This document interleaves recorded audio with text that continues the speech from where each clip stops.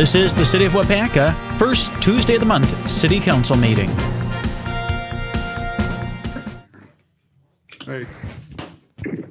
Welcome, everybody, to our regular scheduled City Council meeting. Today is June 1st, 2021, and it's 6:02 p.m. And as always, we're going to begin with the Pledge of Allegiance.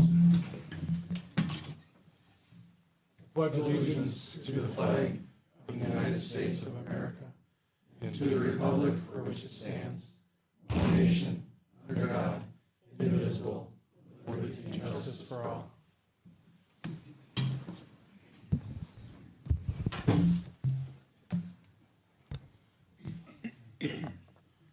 Okay, and Sandy, you want to read the clerk's open meeting statement for us?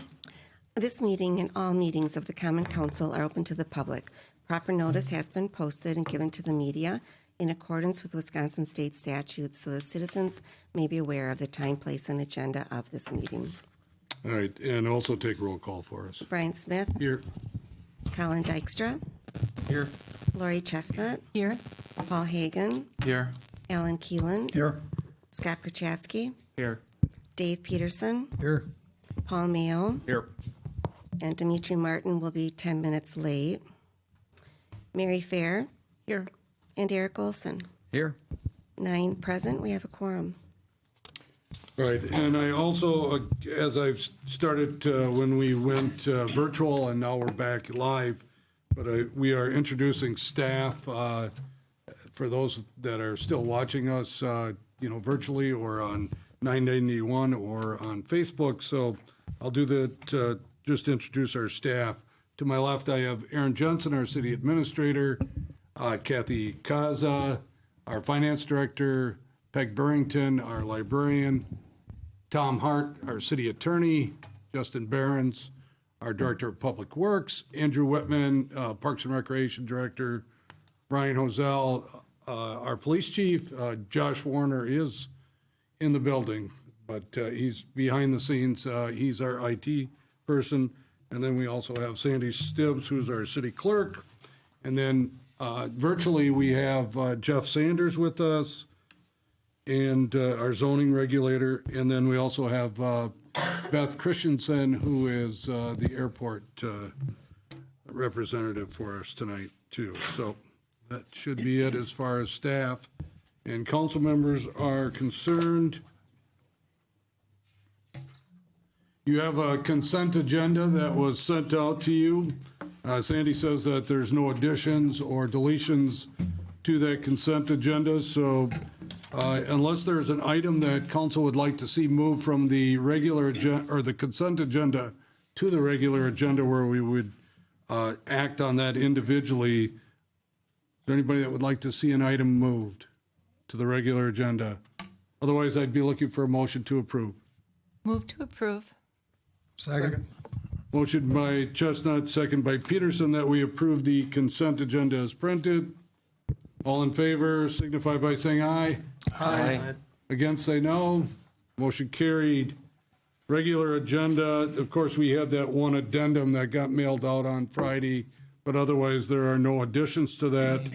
That addendum will be near the end of the meeting. And so I would need a motion to approve the regular agenda with that addendum. Move to approve. Second. Motion by Keelan, second by Olson, that we approve the regular agenda with that one additional addendum. Any discussion? All in favor signify by saying aye. Aye. Aye. Against? Say no. Motion carried. All right, under announcements and correspondence, we have a presentation to an officer that has retired. And without saying too much, I'm just going to introduce Chief Hosell.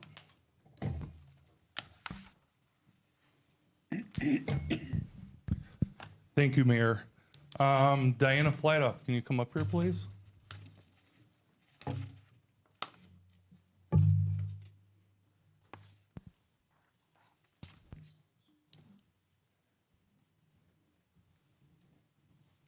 This is State Representative Kevin Peterson, And also Mayor Smith will also be giving a plaque to Officer Flatoff. But I just want everybody to know she started with us back in 2004 as a part-time officer, and she worked for our department for 15 and a half years. During that time frame, she was in charge, just not being, the regular patrol officer, but she had a huge responsibility with our department, and that was being in the evidence room. She was responsible for that for a number of years. And for the officers that have taken it over now, understand how hard it was to manage that area. But she also was an evidence tech for our department, and she was also a member of the Central Wisconsin Investigators Group that she did on her own time that she went over there. But one of the biggest things that Diana did for our department and for our community was you didn't hear the behind-the-scene things that she did. You hear me mention about the bread basket and adopting a family. Diana did all that stuff on her own with the department, sometimes not even knowing the caring things that she did for families in our community, whether it was buying food or buying diapers and everything for them. We wish you the best in your retirement of 15 and a half years, and, we're glad that you could make it here tonight. We're really proud of your accomplishments. With that, I'll let Kevin Peterson. Thank you. Good evening. It's an honor to be here tonight. Quite often I get asked what the best part of my job is.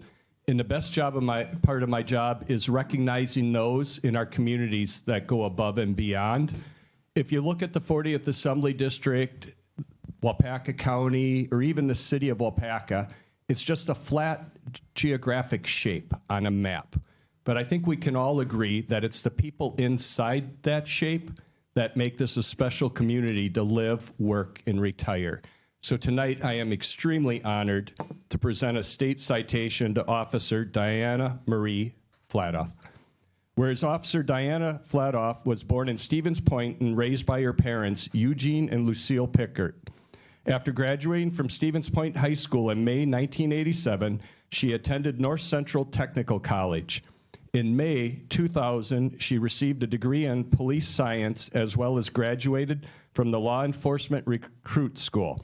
Officer Flatoff completed her education when she received certification as a correctional officer from Midstate Technical College. And whereas Officer Flatoff began her law enforcement career in 2000, working full-time for the Wausau Police Department. Between 2001 and 2004, Officer Flatoff continued her career in various departments, including as a part-time reserve officer for the Plover Police Department, a part-time patrol officer for the Iola Police Department, and a correctional officer for Wood County. Officer Flatoff joined the Waupaca Police Department in November 2004. She first served the city as part-time patrol officer until becoming full-time in February of 2006. She is a member of the North Central Investigators Association for approximately 10 years. And whereas Officer Flatoff's generosity is felt throughout the community, she volunteers her time serving free community meals in Waupaca at the Bread Basket, as well as helping families during Shop with a Cop. Officer Flatoff is known for her huge heart, having purchased food, baby clothes, diapers, car seats, and supplies for struggling families. And whereas Officer Flatoff, after honorably serving her community, retired on May 20th, 2020. Her positive attitude will be missed by her fellow officers and citizens as she enjoys spending quality time with her husband, Barry, their children, Brittany and Alexis, and grandchildren, Hunter and Case. Now, therefore, be it resolved, the members of the Wisconsin State Legislature, on behalf of Representative Kevin Peterson and Senator Joan Ballweg, hereby honor Officer Diana Marie Flatoff for her years of exemplary service to the city of Waupaca. We congratulate her and join her family, friends, in the community in wishing her a long and happy retirement. June 1st, 2021, State Capitol, Madison, Wisconsin. Signed, Representative Kevin Peterson. Signed, Senator Joan Ballweg.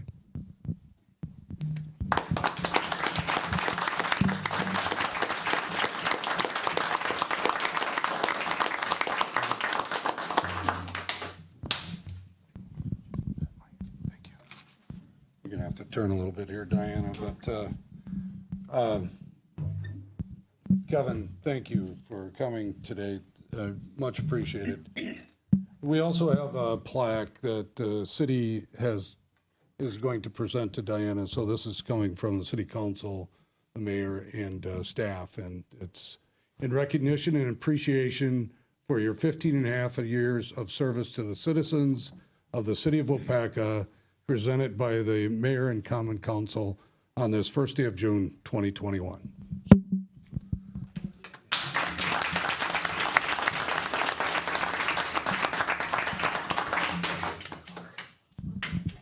Well, I'm not much for public speaking, so I'll make this short and sweet. Otherwise, I'll just be tearing up and all that other good stuff. But I do want to say it was an honor to serve the city of Waupaca. And the only thing I regret is having had it cut short because of what happened to me. Otherwise, I would still be standing next to Brian and John and all my fellow officers serving you guys still today, because it was this community just became a part of me as much as my own community. I just made so many friends here, lifelong friends, the chief, the people I worked with, just everybody. And like I said, it was an honor, beyond honors, to have worked for the city. And I don't know, I do enjoy my children and my grandchildren, though. I'm enjoying my time now too. I mean, I was blessed with being I don't even know how to say it. I am cancer free now, for all who don't know. So that was a blessing. So that's great, but unfortunately, the chemotherapy did affect me coming back to work. But again, I'm blessed. I'm truly blessed from the moment you guys accepted me here in the city, and I'm continuing to be blessed. And hopefully, I'll find something that suits me, maybe, or just continue raising the grandkids and enjoying life with my family. So thank you for everything. Truly, thank you for everything.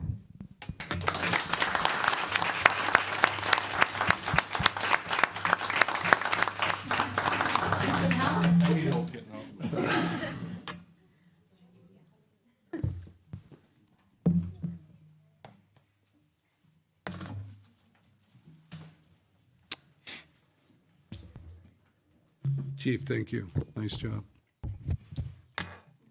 Yeah, we have a couple of other certificates of appreciation for our employees. As standard, we like to recognize employees that give us long-term service to the community. And the first one is actually a presentation of a certificate for Paula Reedy for her 20 years of service to the city of Waupaca. Paula works in the library. Okay. So if you didn't hear Peg, our librarian, said that Paula is unable to be here tonight. So I'll get this to Peg if you want to come up and grab it.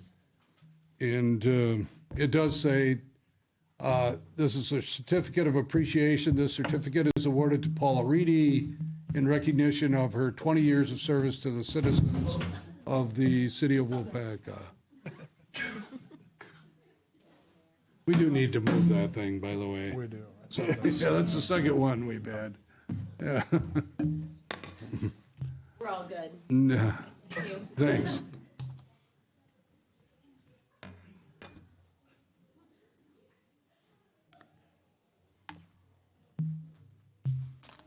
It's good they're laughing. All right, the next one is, and I don't think he's here tonight either. We would see him if he was in here.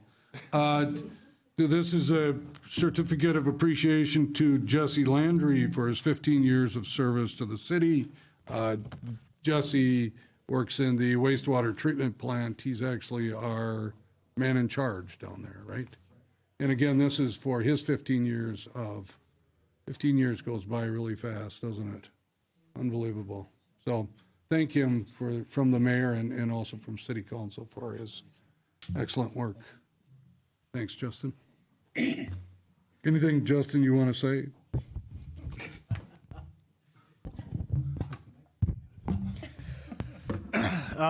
Jesse's been an incredible asset for the utility. He's one of the hardest working guys we have on the crew. I know he'd be very proud of this, and definitely give it to him with a treat or two. All right, thank you. Peg, I should also give you the opportunity to talk about Paula, if you wanted to.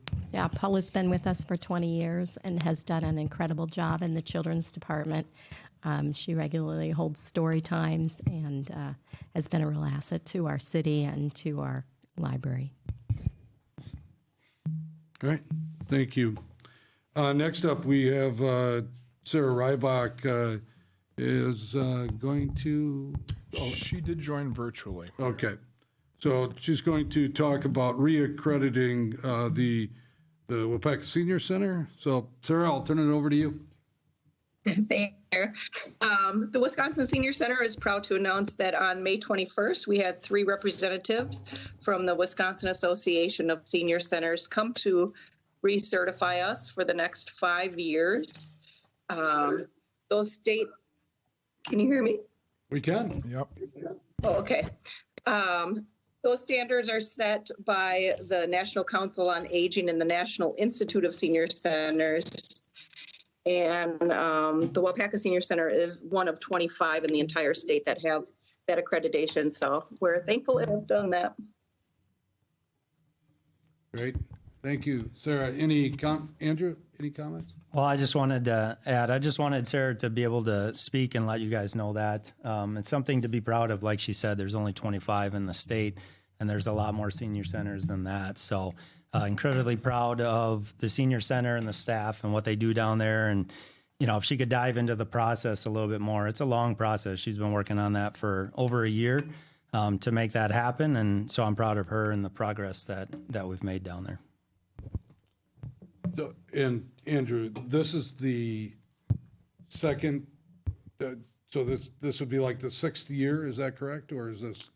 This would be the third This time. is the third time we've received the accreditation. It's a Okay. 5-year accreditation. All right. Okay. Awesome. All right. Sarah, thank you for attending and giving us some information. You're welcome. All right, next up, we have public input. This is for non-agenda items. If anybody would like to speak to the council and staff about a non-agenda item, please step up to the podium, give your name and address for the record, and limit your time to 3 minutes or less. I'm back. Hi. I'm Sue Bobbin, live at 804B Sunridge Court, and I'm calling regarding the recycling and garbage that they're apparently planning, according to the statement that's on your site. It says that you are planning to have recycling and garbage pickup by the city in 2022. And I thought that it was not already decided on. And if that is, I still want to see, as many other people do, even though they're not here, would like to see an opt-in or opt-out. Never heard back from the public director, works director. But I did call Harders and talk to them after I saw the information in the paper about Clintonville that has Harders for their pickup in the city. And there's an administrative charge that they're going to be doing.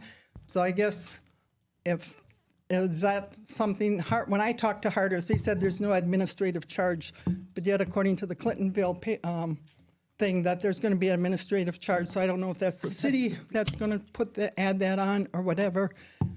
But all that kind of information, if that's going to happen, needs to come out. The other thing I'd just like to know is, out of all the council members here, who took that survey?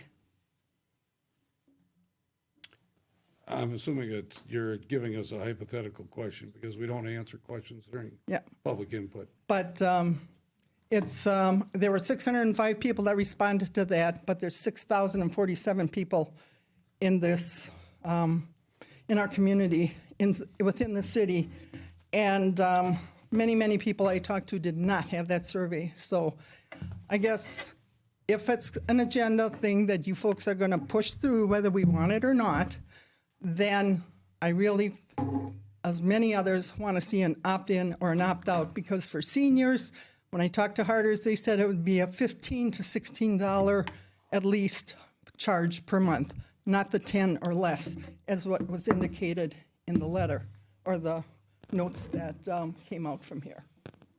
Thank you, Sue. We have not approved entering into an agreement with anybody for garbage or recycling. As a matter of fact, we don't even have the numbers in yet for any of that. So the process is beginning, but we're not there.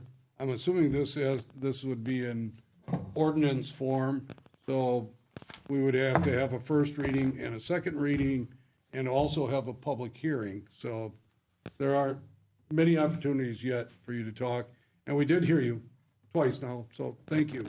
But I do thank you for attending tonight's meeting, and that is one of the things that we are discussing is opting out. We'll have to see if we go forward with this, if that's something that we're going to do. Okay? So thank you. Anybody else that would like to give public input? Anybody else? All right, let's go to unfinished business. We have ordinance number 05-2021.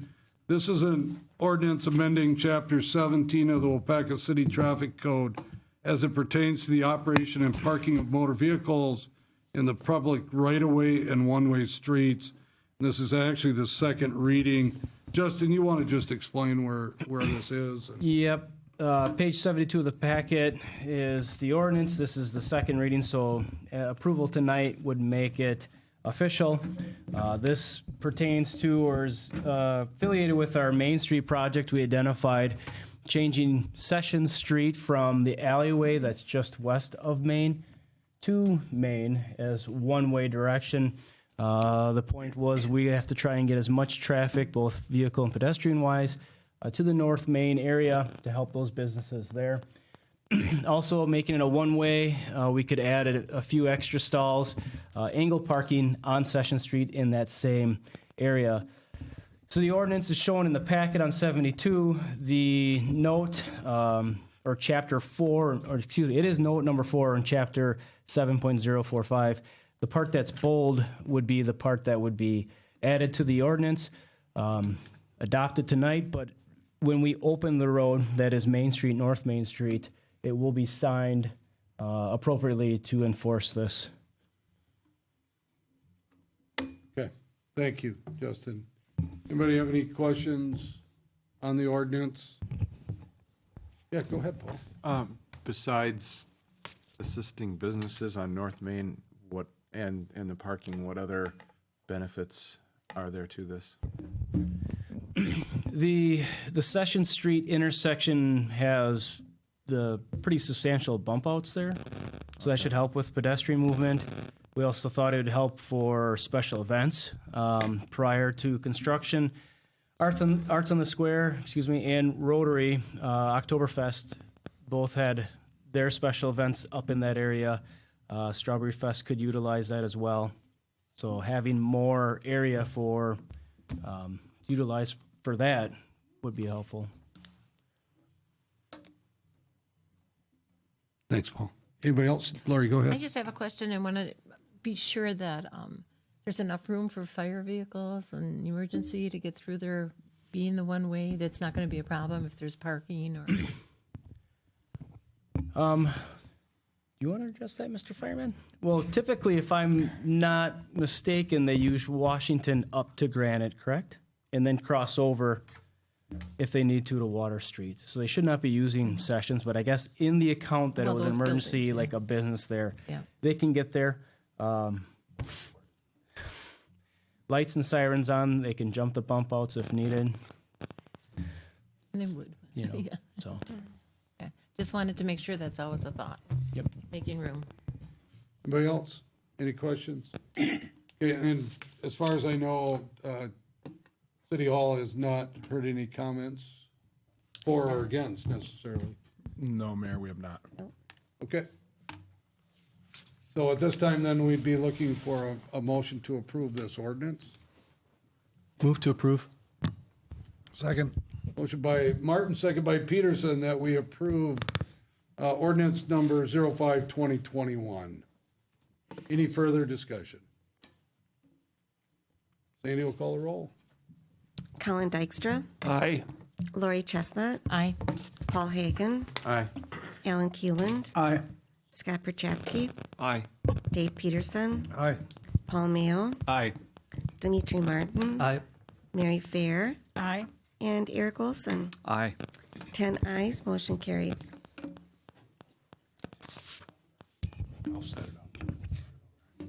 All right, under new business, then we have a request by Waupaca Community Arts Board, the 3D Art Alley Jury Committee for placement of a 3D art on a city manhole.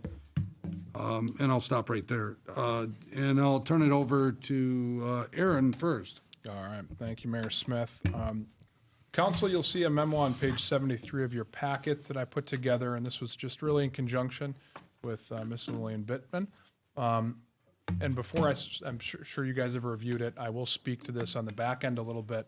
But before I take any thunder, it is a request from the Arts Board, so I'll let Lillian talk about the project as a whole, and we'll talk about a little audible in what is in your packet here, so.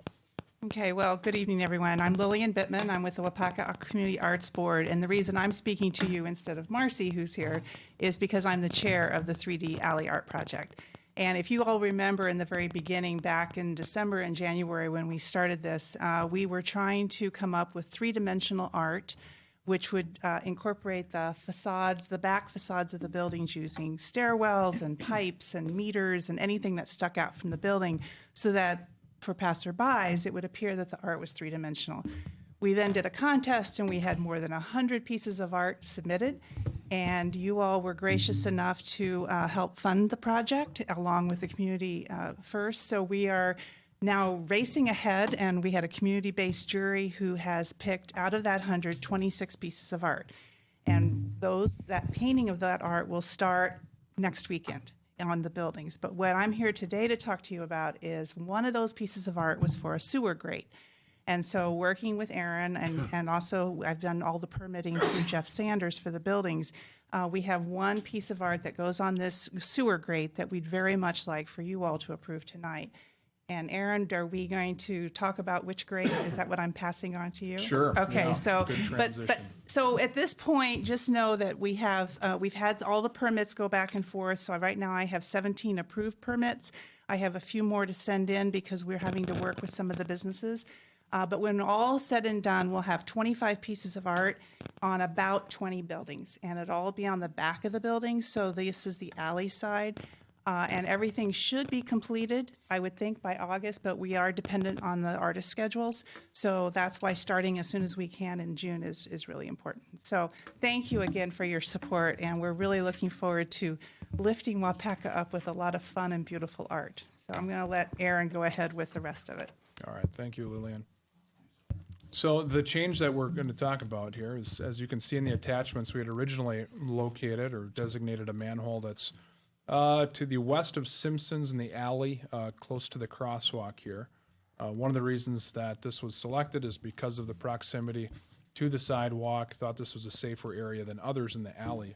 I will say, received some communication from Alder Dykstra this afternoon, expressing some thoughts and concerns about the location here. It's a turtle. Is there a possibility that a child or somebody is distracted by that?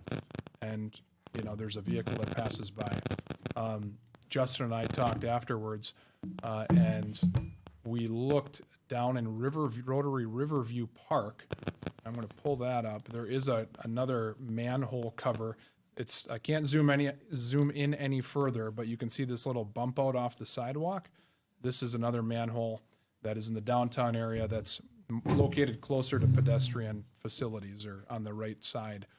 So we shot this to Lillian before the meeting and said, hey, what do you think based off these suggestions? We think this actually makes more sense.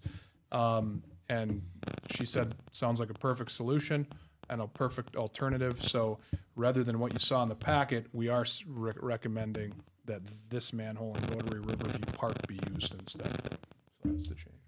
Yeah, and Aaron came up with the alternative, so thank you, Colin, for your concern. But the alternative puts it, you can't really see in that picture, but it puts it very close to the playground. So, and we only have, right now, we have one piece of art down there. We're hoping for a second one, but we've got an issue right now that we're trying to work out. So that just gives a little bit more to that part of downtown, because we tried very hard to have an equitable distribution of the art. So anyway, I just wanted to add that. Okay, so in your packet, you still have that it would be placed on the city manhole in the alley behind Simpson's Restaurant, but you can see that through work today, they've actually adjusted that, and it will be a manhole that's in Rotary Riverview Park instead. Okay, any questions, discussion? Lori, go ahead. I just have one more question. With the art being in the road again and over the manhole, is that going to be maintained? Will that kind of be worn away and just left like that? So we are going to be sealing all this art, like we sealed the mural that was on the Union Street building. I don't believe we sealed the crosswalks, correct? We did. So the crosswalks were not sealed, but this will be. We've been told now a sewer grate that's not driven on, I think, would last longer than the original one in Simpsons. We're told about 10 years for a sealer, but who knows? We're Wisconsin, salt and all that, I don't know, but that's the hope. Okay, thank you. Okay, thank you. Anybody else have any questions? All right, anybody want to make a motion? I'd move to approve. Second.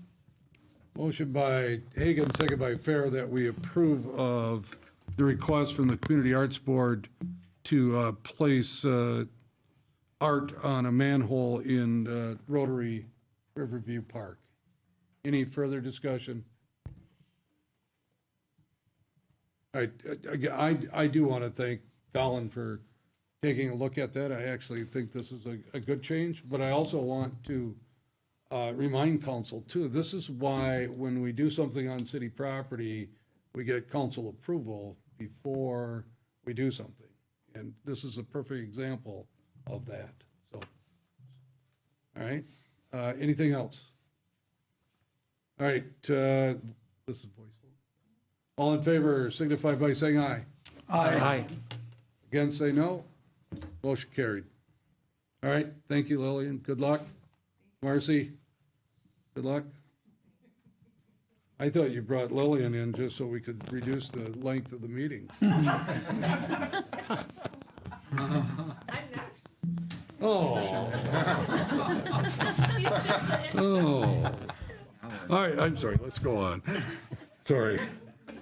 All right, next up, we have a request from the Waupaca Community Arts Board for Arts on the Square 2021 and Articipation Week to be held August 15 through the 21st. And Marcy. I was just kidding. I really was. I know. Take all the time you want. That's okay. I don't really think there's a lot that we're actually requesting this year. We're not doing any road closures because we're moving to the rec center, which has graciously allowed us to hold a giant party on their spot. So I did send a letter. Do you want me to literally read all of the things we're requesting off, or what should I do? I don't know what the protocol is here. Well, they do get it in their packet, so yeah. You could say as much as you want about it if there's some changes to it that you want the public to know about. I mean, really, this is your opportunity to promote the program. That's really what we're doing here. All right. Well, I guess the biggest thing to say is that we're so excited to be able to do this again. And I think that our whole community is ready to get out there and start to see people again. I think maybe 90% or 95% of our events that we're doing through the whole Arts Week and Arts on the Square are going to be outside. So we feel really good about the safety factor. By August, we're hoping that more and more people are vaccinated. We will be following CDC guidelines, which basically are saying outside you can basically not wear a mask, but we'll have hand washing stuff placed throughout the grounds and wherever we're at. And if we are indoors, hopefully people will choose to wear a mask if they're not vaccinated. So I guess that's our main message is we're back. We're able to do this again after a long year of absence of having arts events and community events, and so we're really excited. We've gotten great feedback so far. We are using the rec center area, so that was really great that Andrew Whitman, I mean, we've been meeting with city, and I wanted to just call out Justin and Andrew because they were great in helping us find an alternate site. We did look at probably 5 different sites. I'm not sure, Mary, if you remember, but Steve Ladke was really in charge of that, trying to figure out the best site. And having it at the rec center does make it a little bit simpler in that we don't have to do any requests for closing streets, but there just are a few things. We're just going to have some temporary closing of drop-off lanes in front of the rec center. We're going to be requesting the use of the old St. Mary's Church for parking, some pedestrian right-of-way signs being put up, some barricades and traffic cones as necessary to block certain entrances to the different parking areas around the rec center. And probably the biggest request is that we would like to use the old Health and Fitness headquarters building as well as the bandstand for our Sunday opening day. So the Health and Fitness headquarters building, which is still vacant, is a perfect venue for our jazz stage. We've got some pretty big name people coming this year. And we're also going to have a children's art gallery. So there's a class all week where kids will be creating art, and then they'll be learning how to set up a gallery, and they'll have an opening on Friday night during the street dance. And the street dance will be happening in the big top tent, which will be behind that Health and Fitness headquarters. We have a really great band with horns. So I just encourage everybody to come and pay attention to all the different events that we're having. We are doing one other really unique thing this year. It's called Scavenger Palooza. And that will be a week-long event where people will follow clues through social media and fill out a form. I think it's a form. Do you know, Mary? I'm not sure exactly how they're doing it. We have a separate committee working on that. And then they'll be going around town. So this will bring people downtown. And that, I guess, was our main concern with moving the festival off-site because we feel so strongly about supporting businesses. But we're going to have people going throughout the downtown all week looking for these clues to fill out their Scavenger Palooza forms, and they'll be eligible for a prize. So that's pretty much all. I wish I could talk longer just to get to you, Brian, but that's all I have to say. It's only fair. Does anybody have any questions or concerns about what we're doing this year? I have one question. Yes, sir. Is that parking lot, the lower parking lot, is that going to be blocked off for this? Or can people park down there? We are not going to have people parking down there, and this is why, because we're going to have all of the children's workshops kind of along that driveway, and we don't want cars going through that road where there will be kids going back and forth. So we're not going to use that. There'll be a lot of people parking on streets or in the Yes. same area, and there'll be a lot of crossing streets too. Yeah, and that's why we have the signs that we want the pedestrian signs up. The good news is, I mean, I know that Justin has told us that that's the second busiest intersection, but it's also a stop sign, so it's not like people are roaring through there, they're all stopping. So that made us feel a little bit better about that intersection. Any other questions? All right. Okay. Marcy, thank you. Thanks.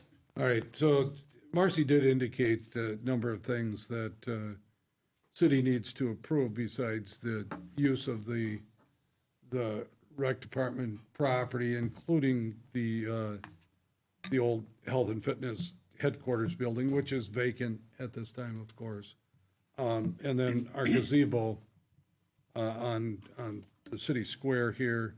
Those are all city properties that we would need to approve. And then, there are some small closures, like just a temporary closing that she requested, which would be on State Street, where parking right next to the old gym there, that would be closed off for temporary time frame during that day. The St. Mary's Church parking lot is a public parking lot, so we would not need to approve that, but it's good to know that they plan on using that. Right, and Justin is aware that they would like to see some pedestrian signs put up, which makes perfect sense there. Justin or Andrew, anything else that you guys can think of? Roger and I sat down and had a meeting with Marcy and Steve and hashed over a lot of these items that pertain to signage and pedestrian movements. Okay. So we're good on our end. Okay, awesome. Anybody else?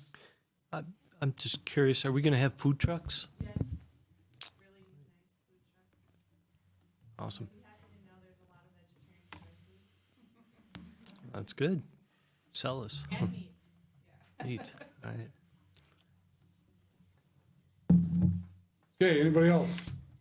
We would need a motion here to approve. Move to approve. Second. Motion by Martin, second by Fair, that we approve of the request from the Waupaca Community Arts Board on the square for Art Anticipation Week to be held August 15th through the 21st. And I did list the items that they requested, and Marcy also talked about those too. So any further discussion? All in favor signify by saying aye. Aye. Against?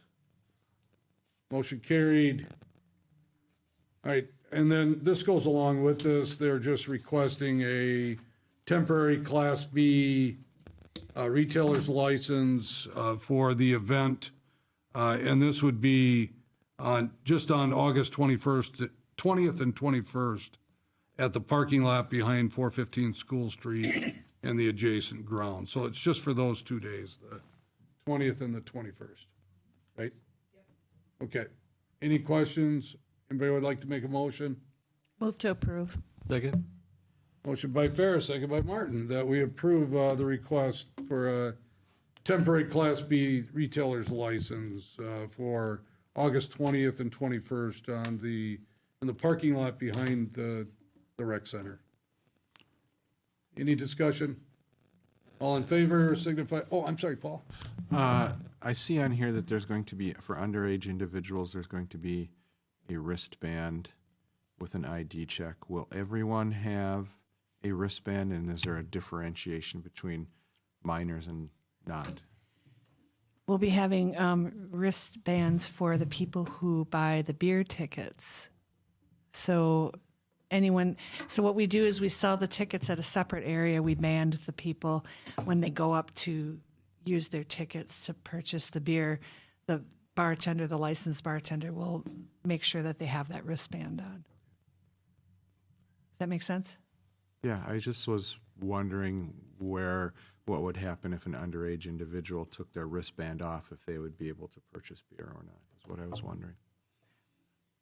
I'm not sure. The underage people won't have the wristbands. It'll be the people that are purchasing the beer tickets. Then I'm all right.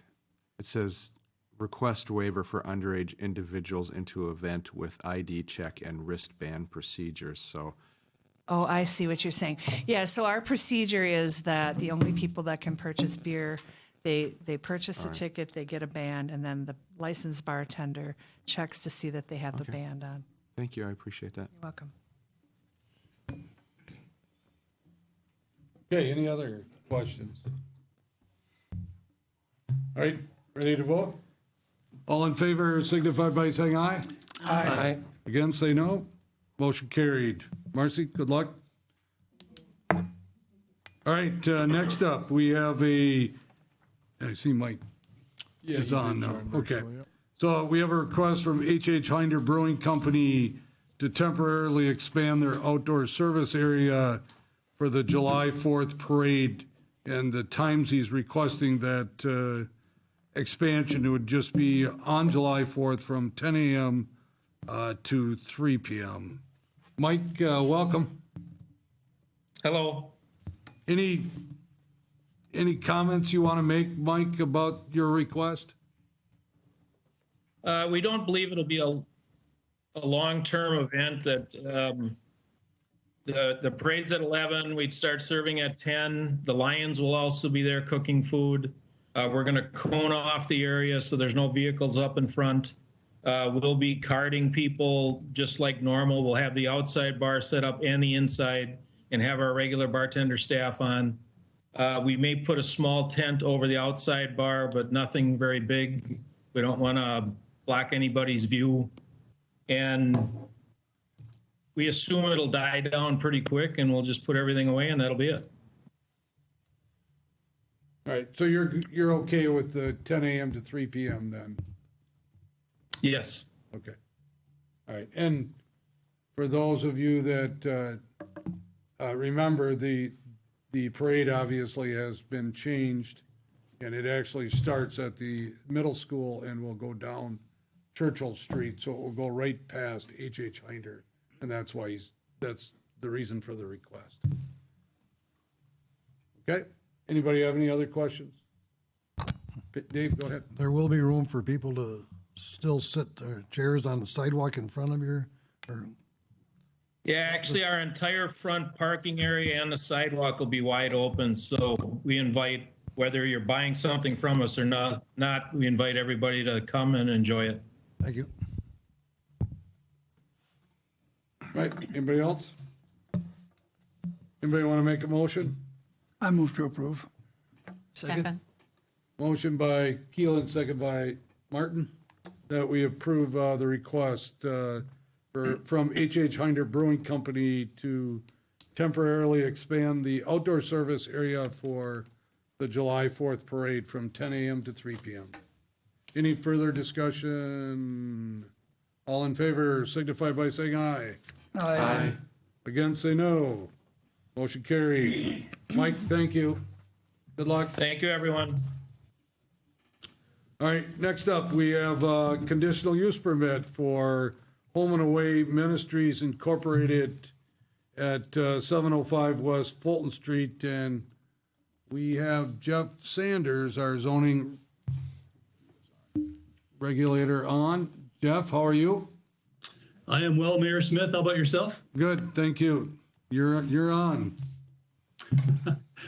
Good evening, council members. This is a conditional use permit, as the mayor mentioned, for Home and Away Ministries, Ruby's Pantry, and went before Plan Commission last month, and it's before you this evening.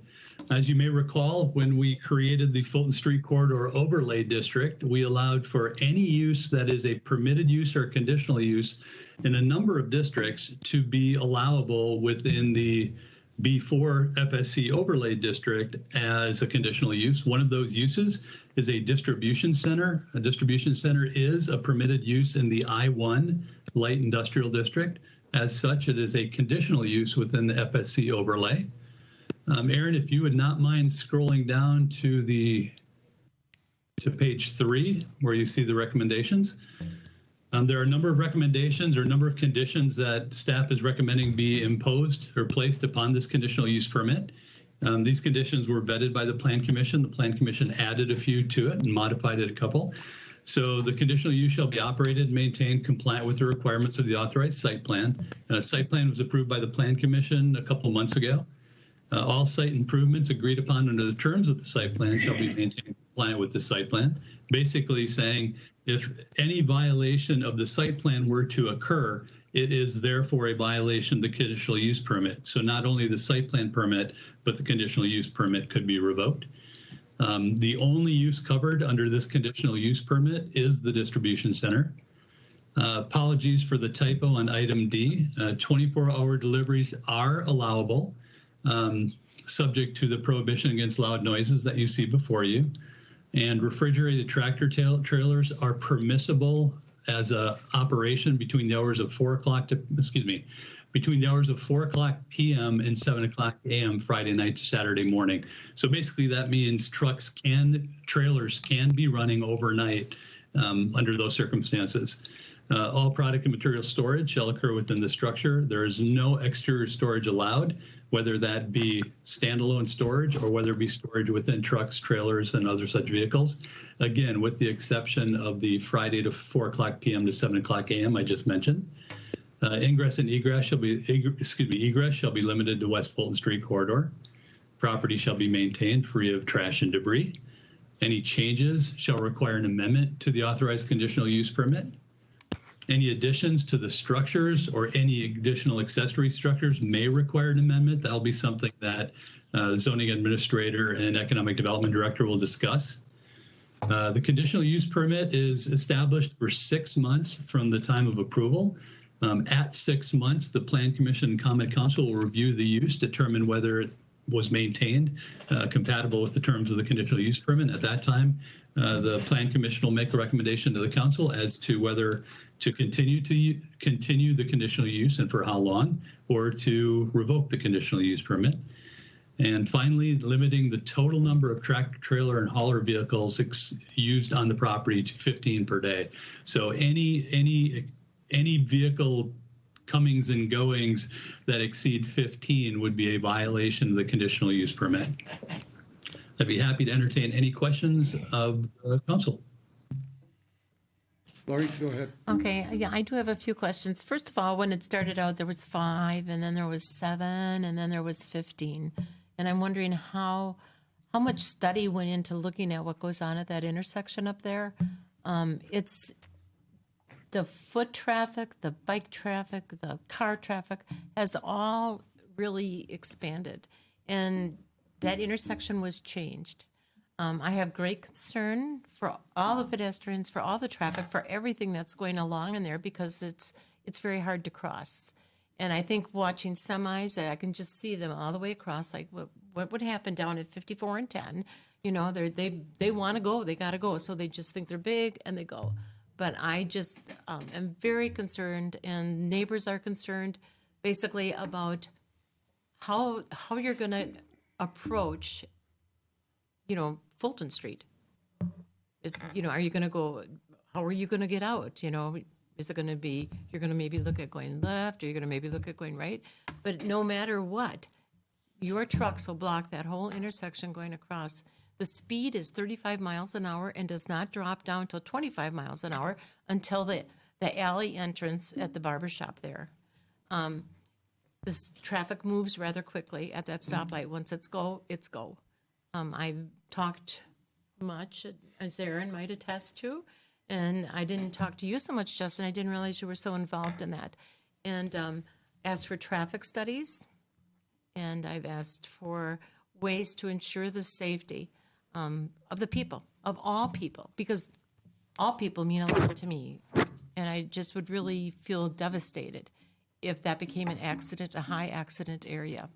The other thing that I'm very concerned about is last year when you pulled in front of the building and distributed from a semi, you created quite the havoc. My phone was ringing off the hook.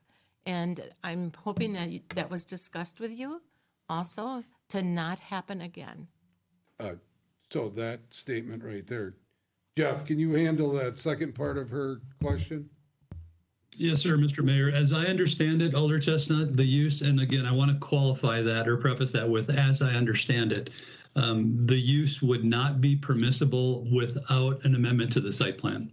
So if Ruby's Pantry was looking at some sort of distribution of food or distribution of product out of a vehicle in the parking lot or in some other area on the property outside of the normal use of the property, that would require an amendment to the site plan permit. So what that means essentially is without an amendment, it's not allowed. Okay, thank you. I think we need to. You're welcome. Okay, and then your first part of the question, Fulton Street is a state highway, Highway 49. And Justin, do you want to just again talk about the process where you got to the point where? Yeah, as far as the traffic standpoint goes, I did reach out to the DNR in regards to the DOT. truck. DNR? Sorry, DOT. Yes, thank you. The DOT, Department of Transportation, about the traffic patterns and the truck turning movements there, and they had zero concern. That's WISDOT. Their statement was there's just not enough total vehicles there. There's just not enough trucks to be a concern to the DOT. So then I reached out to Strand Associates, which is our professional engineering firm that we rely on to do our site survey, or not site survey, our plan site reviews about the same thing. They have traffic engineers. They said that this number of trucks would not concern them as well.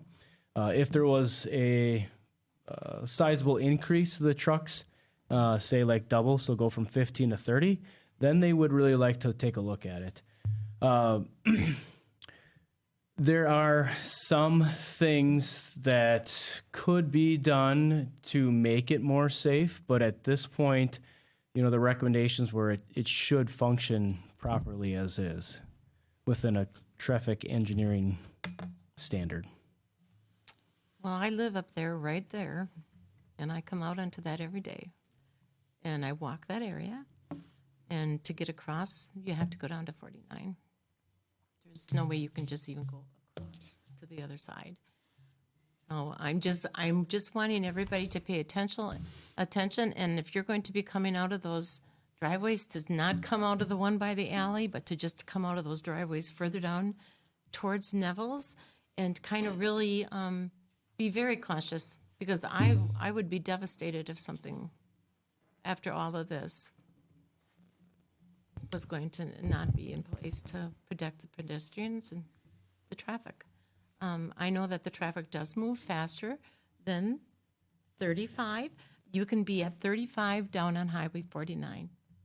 When it leaves that stoplight, it is fast. And I don't know if you were ever up there when there was traffic there, or what times people looked at that. But when you live there, there's not a morning that I just can't drive out. And I don't back out the back way because it's dangerous on that corner. But I go out the front way onto Fulton. And I can't remember ever not just going through. It's always stopped. And the traffic is moving very fast because you have to go, there's 2 lanes, pretty basically. It goes down and then it goes down to, so it's very interesting. So I'm just going to urge caution. I'm going to express my concern for the constituents in that area who have asked questions. I'm going to show this as to what has been approached. I know at one time Jeff said, well, there's roundabouts. I couldn't imagine that there either. So Jeff, yeah. So I just want to make sure as we make these decisions, we really have we promised safety and protection. And I think that we have to remember that always, and not just that this is going to be developed into this.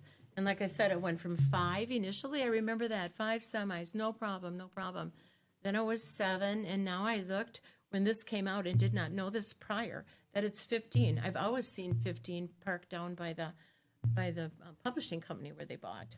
So, and I've also seen traffic come out there, which is blocked. So, okay. So thank you again. Safety first. Yeah, anybody else? Paul, go ahead. As far as the number 15, where is that in regards to the average number of trucks? Yeah, let's hold on then. Can I just stop you just for a second? Paul or Len or Julie, can one of you take the podium and just introduce yourself, please, Len? We have 6 tractors that operate. Len, would you please introduce yourself? Oh, I'm sorry. Yep. I'm Lynn Saar from Forest Lake, Minnesota. I'm the executive director and founder of Home and Away Ministries. And we finished our 18th year, and we've been in Waupaca, I think, 10 years already operating here, and trying to be a good citizen, just plain and simple. We have 6 semi-tractors right now that we operate out of Waupaca, and we have some trailers. And we don't really plan on getting much bigger than we already are here. We're doing 36 distributions out of Waupaca right now, and we're scheduled to do 40. That's kind of the max that we look at per site.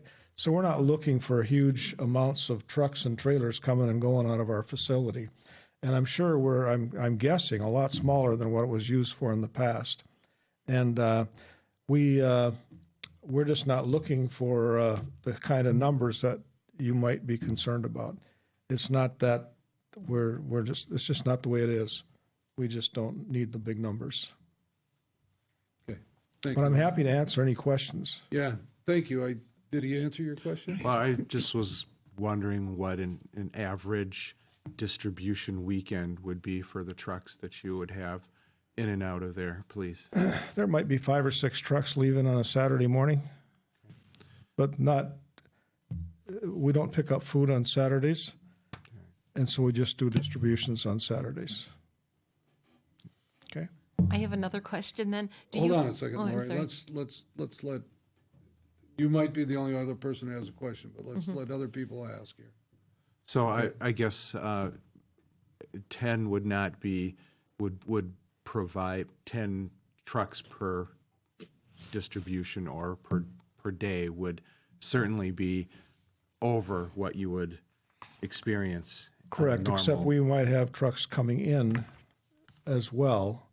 The 15 is kind of a maximum number. Okay. That's just, we don't want to be in violation of our agreement. That's what I was kind of getting as to the logic behind that number. Yeah. That's what I was Yeah. wondering about. Yeah.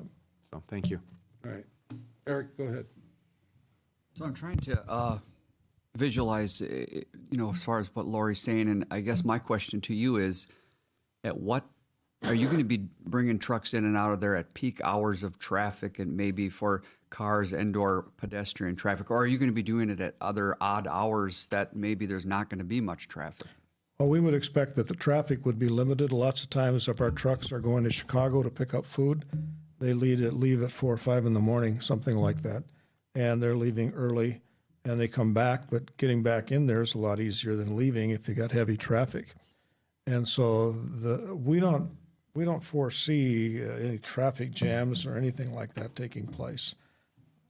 Yeah. So Lori, I guess to your point, it's not going to be during peak hours. Well, what did I don't know. They say typically they're generally 3 to 5 trucks per day, 4 days a week, leaving the warehouse to pick up donated food from the major competitors. They generally leave in the morning and return around 3 p.m. Okay. Then we have another 1 or 2 trucks leaving the warehouse in the mid-morning to early afternoon to deliver food to pop-up pantries and communities throughout the state. Those trucks would be returning to the facility generally at 10 p.m., but it doesn't give a approximately leave time. So, yeah, and some leave around 3 a.m., and then they return around 3 p.m. So, it is staggered, but you don't know how many because he says there's trucks coming in. So you have 6 drivers that go out, and then other drivers bring in? No, we have a total of, what do we have, 5 drivers right now? We have 5 drivers right now.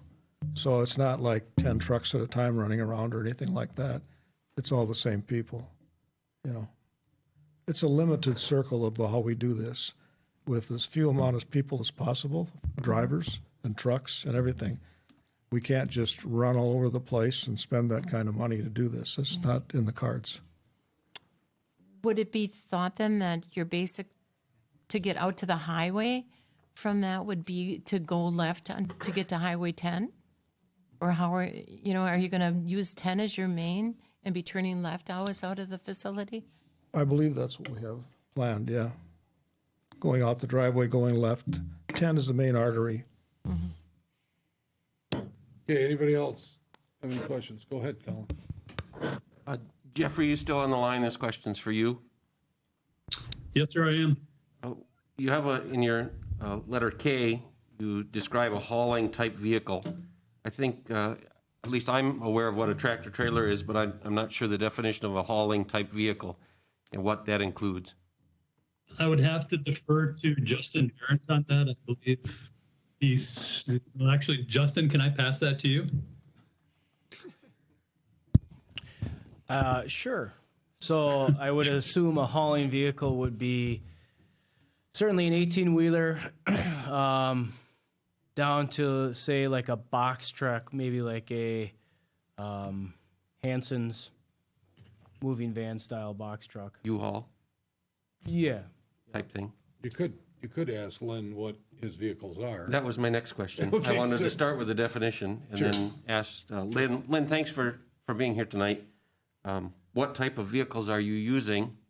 And then as a follow-up to that, maybe both can answer this question. Is one entrance counting toward 15, or is an entrance and exit of a vehicle counted as 15? That might be a stick. I don't know if anybody's brought that up, but Well, first of all, we're using semi-tractors and trailers primarily. That's how we handle everything.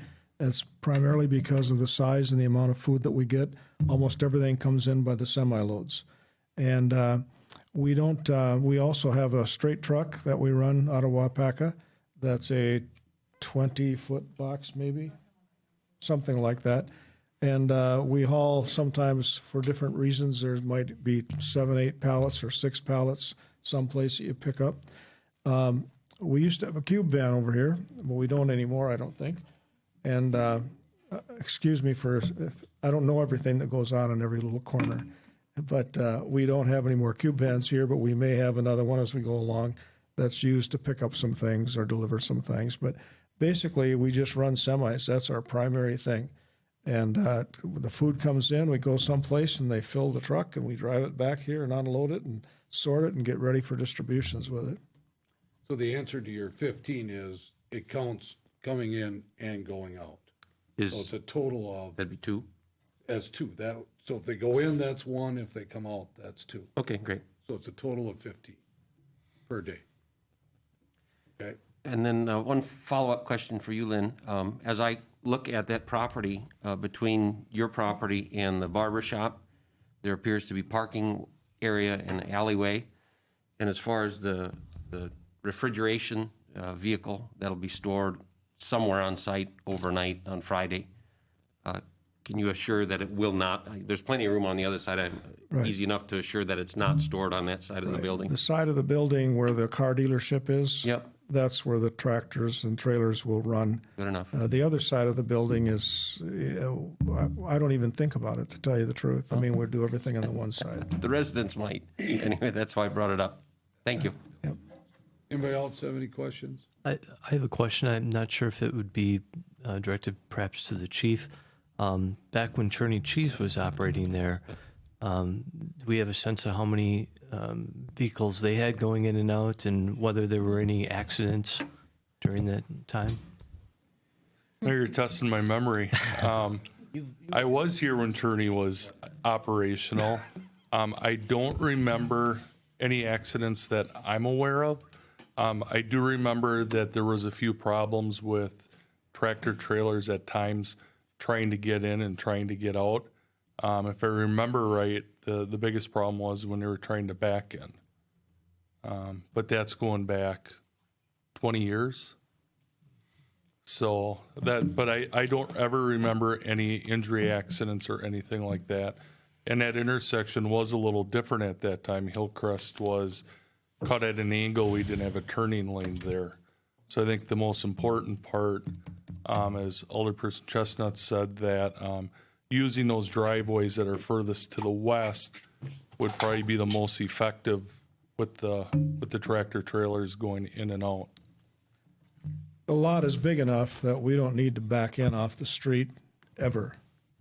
There's plenty of room for our trucks to come in, make the circle, back into the loading docks, drive straight out. You know, there's no backing that's necessary. Okay, anybody else?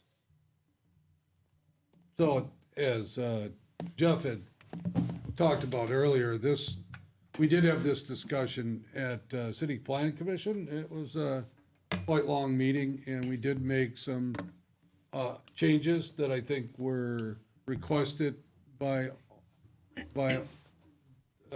the applicant, and then we also made some changes that the city felt or the Planning Commission felt were appropriate for this too. So, quite honestly, I feel comfortable with what we have. I do have probably the same concerns Lori does, except that I think it's just going to be a learning curve. I mean, we're used to that building being vacant for the last 10 to 15 years, and now it's going to be used, and so there is going to be more traffic there. No doubt there's going to be more traffic there. You're just going to have to be a little bit more careful. That's why we did put in that stipulation about the 6 months too, so that we have the opportunity to come back and just discuss it in 6 months too. So I think, you know, from a planning commission standpoint, I think we did everything we could to make sure that the city was protected, but also to welcome the applicant here into our home here in their new location. So, I don't know if, Lynn, if you have any comments about the recommendations that are there, are you okay with that? Or Paul? Yes, my name is Paul Kinsley. I'm with Ruby's Pantry, and I live in Balsam Lake, Wisconsin. Couple things. First, I'd like to thank the Planning Commission. That was very well put together, and we accepted everything that was there and are anxious to get started. I do have two questions, if I could, to deal with here. One is, when does the 24 hours start? In other words, what is the day going to be when we're talking about trucks coming in every 24 hours? Are we going to go at the strike of midnight begins the process, or are we going to go at 7 a.m.? Because if for us to try to keep track of it, I would like to know that and make certain that, that we're understanding the 24-hour guideline per item. It's does midnight start the new day, or does 7 a.m. start the new day? Oh, I see what you're saying. I don't know. Mr. Mayor? Yeah, go ahead, Jeff. Thank you. Generally, what is not specified is 12:01 a.m. to 11:59 p.m., and that 2 minutes sits in some sort of netherworld. Okay. So 12 to 12 then. Okay, I can live with that. The second thing was, we talked about the review. I'm a little concerned because the first 3 months after this is approved, maybe up to 4 months, we're in construction. We're not going to have anything from us going in and out. Is that 6 months start from the date we go in to start the process, or is that 6 months start from the date you approve it, say tonight?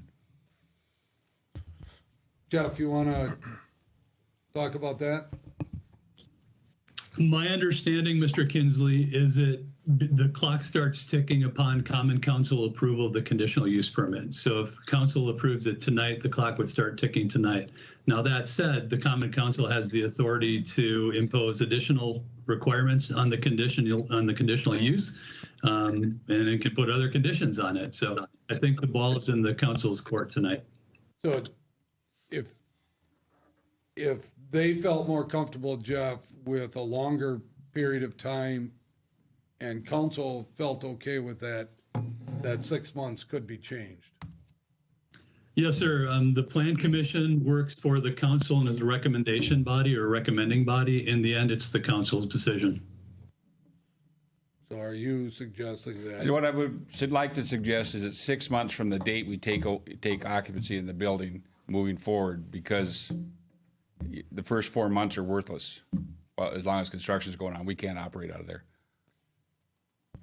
So, Mayor and Paul, the only point I want to bring up with that is that the way this was written and discussed about in Plan Commission is that, so a review could happen anytime within that 6 months.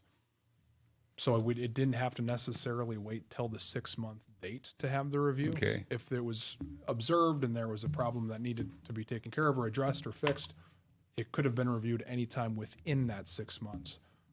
So let's just say we moved it to 9, there could still be a review at the 3 or 4 month mark. Right. No, but like I said, what I was just getting at on this, Aaron, is none of that activity is going to be taking place on our part during the first 3 to 4 months, because we can't even put anything in there until the building is complete.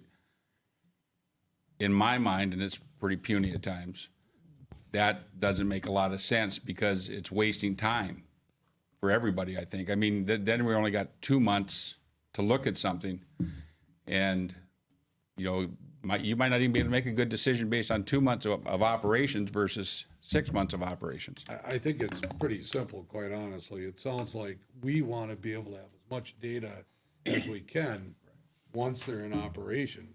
And if they're only in operation for 2 months, and we think we would like to see them in operation for at least up to 6 months, it seems like we would add 4 months. If that's what he thinks, it's going to take that long. Paul, that's what Paul thinks.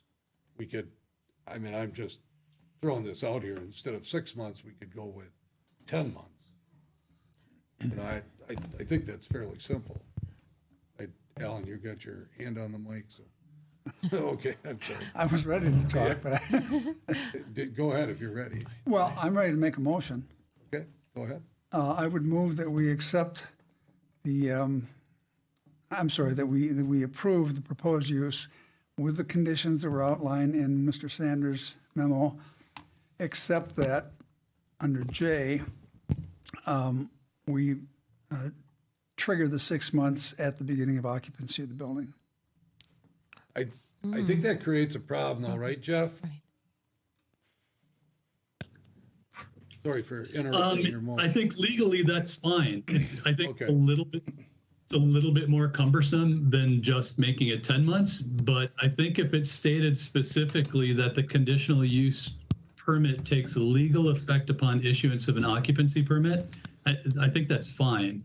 I do believe, though, that picking a specific number like 10 months from Common Council approval is probably a little cleaner and a little bit easier to track. It doesn't require another party, basically the building inspectors, to do what they do and then notify the zoning administrator and that sort of thing. So I think both options are available. One might be a little bit cleaner.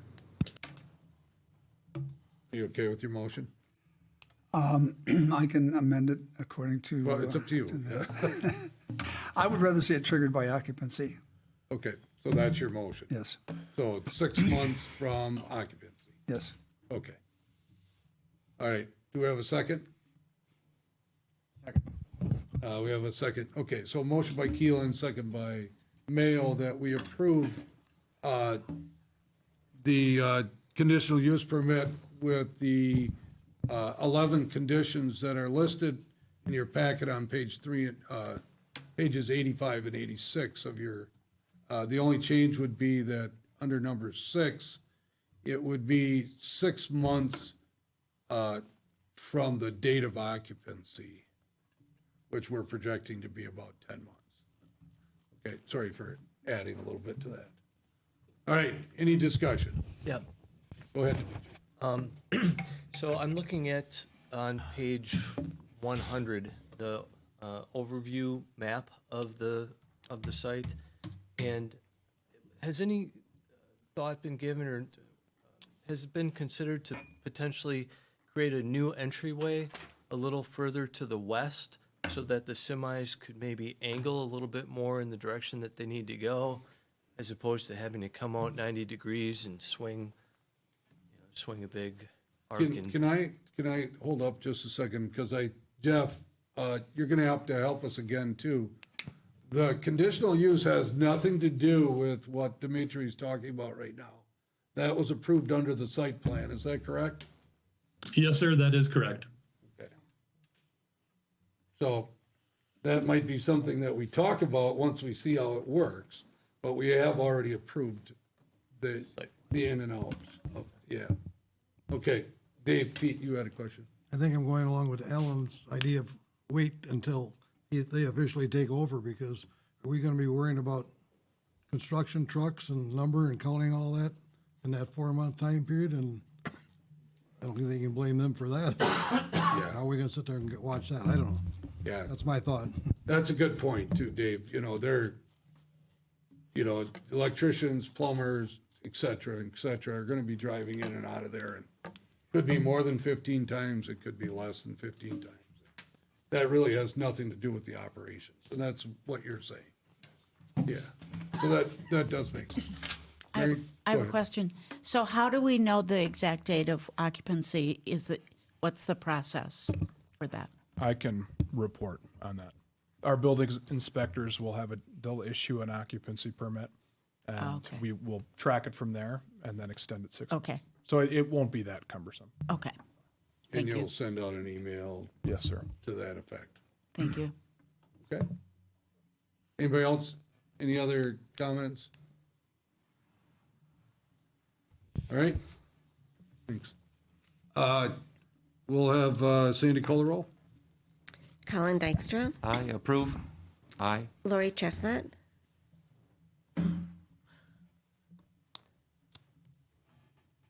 This is really difficult for me, and I'm going to approve and have faith in that you people. Lori. Okay. Aye or no?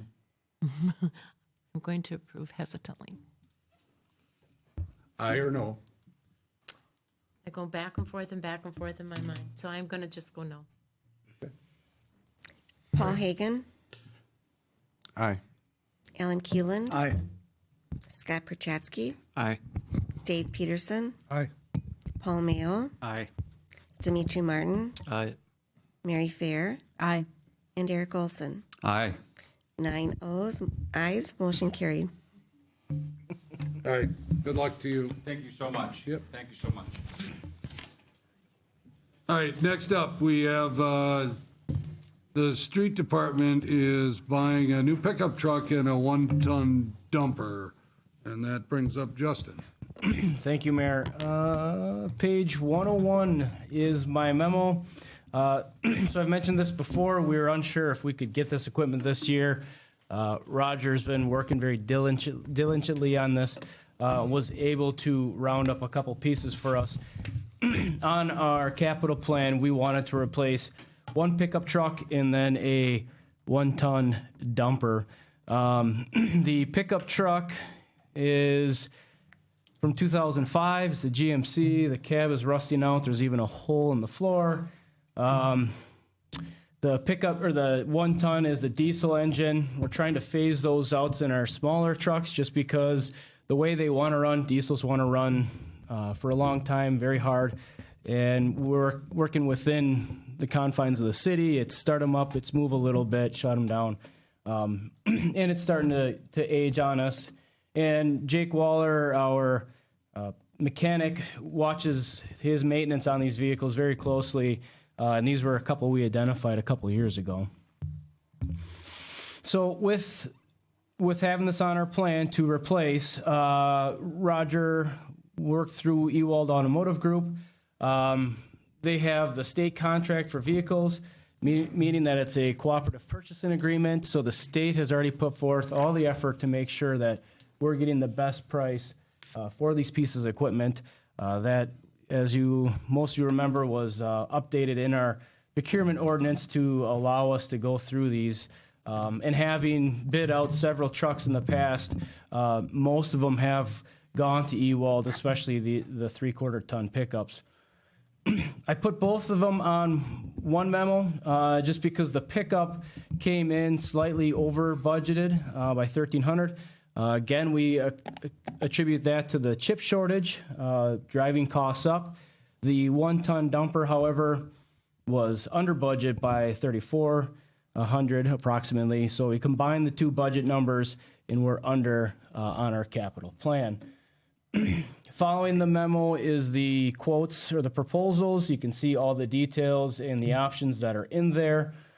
Pretty standard trucks for our fleet with 4-wheel drive, of course, in winter weather. So I am looking for two actions. One is for the 3/4 ton pickup. One is for the 1-ton dumper, and both wordings are within the memo. All right, so Justin talked about both of the vehicles, but we're looking for two separate motions for these. First of all, does anybody have any questions about what Justin talked about? We're looking for a motion to approve of the purchase of the 3/4 ton pickup truck. So move. Second. Motion by Chestnut. Second. Second by Keelan that we approve Ewald Automotive Group in the amount not exceeding $41,354. And this is for the street department and will be funded through the 2020 GO bonds. Any discussion? Sandy, will call a roll. Colin Dykstra, Aye. Lori Chestnut, Aye. Paul Hagan, Aye. Alan Keelan, Aye. Scott Perchatsky, Aye. Dave Peterson, Aye. Paul Mayo, Aye. Dimitri Martin, Aye. Mary Fair, Aye. Eric Olson. Aye. 10 ayes, motion carried. All right, and then the next one that he talked about was the 1-ton dump truck, and that again is, he's recommending Ewald Automotive Group. Do we have a motion for that? Move to approve. Second. Motion by Olson, second by Martin, that council awards Ewald Automotive Group an amount not to exceed $61,558 for the purchase of a 2021 one-ton dump truck for the street department to be funded by the 2020 GO bonds. Discussion. You do that on purpose, Andy? Tongue twisters? Justin did it. Oh, it's Justin. I got a question. Yeah, go ahead, Eric. Are you planning on holding on to the old ones or selling them? We will put those on auction. The pickup, we're expecting to get 3,000 to 4,000. The dumper, maybe close to 10 or 12. And that will go into our equipment replacement fund, which hopefully we can start dipping out of in the future for other equipment. All right, any other questions? Yeah, go ahead, Colin. Is painting included? It's separate? You guys make them look like the other City of Waupaca vehicles, I assume? That is included, that orange stripe on the side plus the City of Waupaca writing, that's all included in that. Oh, great. Anyway, just goofy question that crossed my mind. Sorry. We like Omaha orange for whatever reason. Looks good. No goofy questions, Colin. Maybe just goofy answers. Goofy answers, yeah.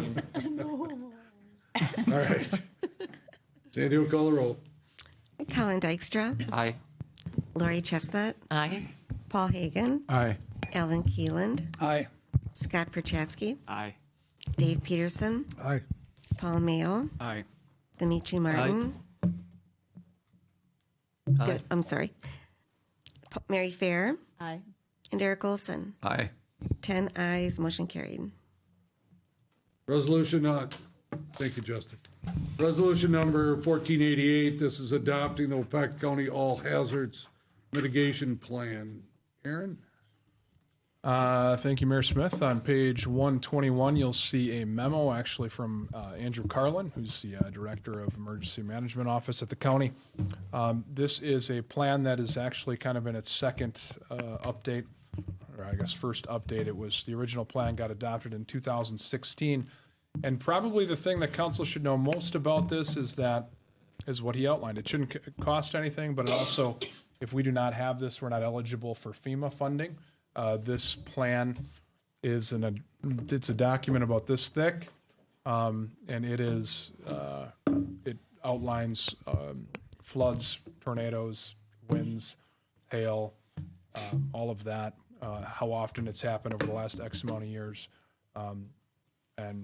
Again, we are not eligible for FEMA funding after the fact if we do not have this. So we are asking that council adopt this resolution tonight.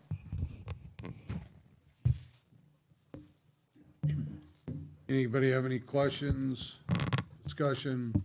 So we have not had something like this in place before, or is this updating something? This is updating it. So we did have it in place from 2016 till now, and then this is kind of just adopting that update. Okay. All right. Anybody want to make a motion? Move to approve. I'm sorry, who was it? Dave? Dave Pete? Do we have a second? Lori? To approve resolution number 1488, adopting the Waupaca County All Hazards Mitigation Plan. Discussion? Sandy will call the roll. Colin Dykstra. Aye. Lori Chestnut. Aye. Paul Hagan. Aye. Alan Keeland. Aye. Scott Perchatsky. Aye. Dave Peterson. Aye. Paul Mayo. Aye. Dimitri Martin. Aye. Mary Fair. Aye. And Eric Olson. Aye. 10 ayes, motion carried. All right. Aaron, thanks on that. And you're up again. Street closures for the Baccaria Triathlon. Thank you, Mayor. So on page 124, there's a memo. This is really, I'm coming to you more as a Waupaca Area Triathlon board member in this. But you can see this is standard to every year, except there's going to be one minor change. So last year we did not have the Waupaca Area Triathlon. It would have been the 20th anniversary. This year will now be the 20th anniversary. And it will be held on August 20th and August 21st. August 20th is Friday night. That is the kids' triathlon. August 21st is the triathlon in the morning. On the 20th, We are requesting that the road be closed. This would be Main Street from Badger to South Park, with all cross streets closed for the kids triathlon, and that's only for about an hour and 15 minutes from 5:45 to 7 p.m. Because of what's happening on Main Street right now, we would stop it a little short. Typically, it goes all the way to Badger Street. We would hold it up closer, probably to just before the Chamber of Commerce building. We'd barricade it off, have volunteers there, and then send kids back right towards South Park. And then Saturday morning, August 21st, from 6:30 a.m. to 11, we'd be looking at South Main Street to, which would be Lake Street to South Park, and then Lake Street would be closed from South Main to Berlin, Berlin Street, Lake Street to Park Avenue, and then Washington Street. This is the little change. Instead of Badger to Lakeside Parkway, we'd just be going from Lake Street to Lakeside Parkway, and that would just allow for basically the circulation of traffic from, if you're coming south on Main Street, you could take a right there by Holly's Funeral Home and then go north on Washington. That would still be open. So everything else is the same, and was able to talk to Justin and about impact from any street projects. The only one in play is Main Street, and those slight changes are to address that. So we'd be asking for council approval. All right, anybody have any questions? Anybody want to make a motion? Move to approve. Second. Motion by Martin, second by Chestnut, that we approve the request for the street closures on August 20 and 21st for the Waupaca, the 20th annual Waupaca area triathlon. Any discussion? All in favor, signify by saying aye. Aye. Against, say no. Motion carried. Aaron, thanks for that. Waupaca taxi vehicle replacement. Kathy. Thank you, Mayor. My report is on page 127 of the packet, and we're purchasing another vehicle with a grant from the Wisconsin Department of Transportation Rural Transportation Group. They also cover 80% of the taxis, so we only pay 20%, which would be just shy of $8,000. This is, again, a 2021 rear-loading accessible minivan for replacing a 2015 that has 150,000 miles. Once we receive the taxis, we'll be putting that vehicle on auction for surplus. So just trying to get a update on all of our fleet and keep it so that we have very good vehicles for our customers that would use it. So the actual cost to the city is going to be that exact number, $7,994? $94, yep. It's Okay. already been bidded out under the Department of Transportation's vehicle program. All right, awesome. So we would need a motion to approve the purchase of this minivan for the Waupaca taxi. I'd make that in the form of a motion. Second. Motion by Hagan, second by Olson, that the council approve the purchase of a 2021 rear-loading accessible minivan from A&J Commercial in the amount of $39,370 using the Wisconsin DOT capital grant funds, and then the remaining amount of $7,994 would come from our capital improvement borrowed funds. Any discussion? Yeah, go ahead, Scott. Kathy, when we auction the old vehicle, where fund does the money go into from the Well, auction? it depends on how much we get for the vehicle, because this is purchased with federal dollars. If we are under $5,000, then we get to keep all of it.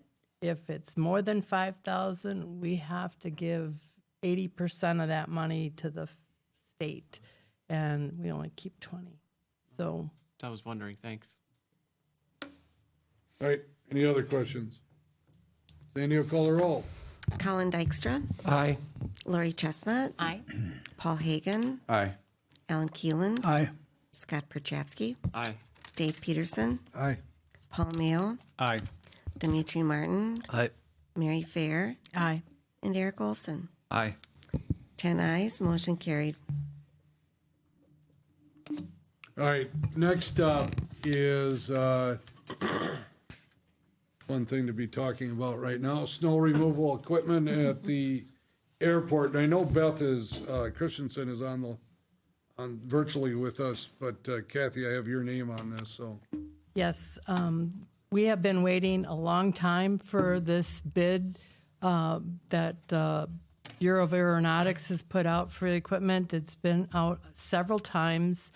We've put the project on hold and have made do with rubber bands and bubble gum for the equipment that we have right now. It's cost us, I believe, the last repair was over $5,000 for that snow equipment. So it definitely needs to get replaced. The bids have come in under budget from BOA, so we are looking at purchasing a tractor package with a snow blower, power angle blade plow, and a power broom. The total cost is $378,450, but the city's share is almost only 5% with our allocations that we have from BOA. So it's only $16,668 and some change. So we're really happy that we're able to get this equipment now. All right, awesome. Anybody have any questions there? Motion? I'd make that in the form of a motion. Second. Motion by Hagan, second by Keelan, that we approve the purchase of snow removal equipment from Swiderski Equipment of Monroe, Wisconsin. The total amount is $378,450. The city's share, though, is $16,700, and that amount will come from our 2021 capital improvement fund. Any discussion? On behalf of the airport, thank you. This has been sorely needed. Yeah. Awesome. Okay, Sandy will call the roll. Colin Dykstra. Aye. Lori Chestnut. Aye. Paul Hagan. Aye. Alan Keeland. Aye. Scott Perchatsky. Aye. Dave Peterson. Aye. Paul Mayo. Aye. Dimitri Martin. Aye. Mary Fair. Aye. And Eric Olson. Aye. 10 ayes, motion carried. All right, next up, you have a resolution on page 130 and 131 of your packet. This is Resolution 1489, and this is the airport 6-year plan. Beth, you're up.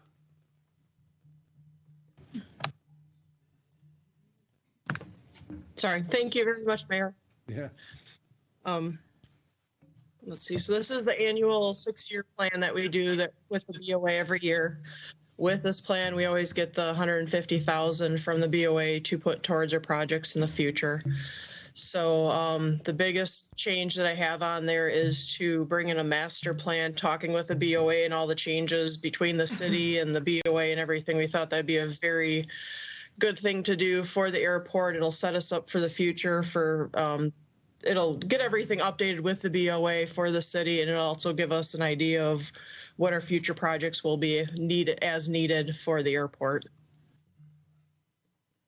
All right, and you can see those, the 6-year plan actually, the resolution is on page 130, and then you can see the improvements on page 131 of your packet. Any questions? Anybody like to make a motion? I would like to make a motion to approve. Second. Motion by Hagan, second by Perchatsky, that we approve resolution number 1489, which is the airport 6-year AIP plan. Discussion? Sandy will call a roll. Colin Dykstra. Aye. Lori Chestnut. Aye. Paul Hagan. Aye. Alan Keeland. Aye. Scott Perchatsky. Aye. Dave Peterson. Aye. Paul Mayo. Aye. Dimitri Martin. Aye. Mary Fair. Aye. And Eric Olson. Aye. 10 ayes, motion carried.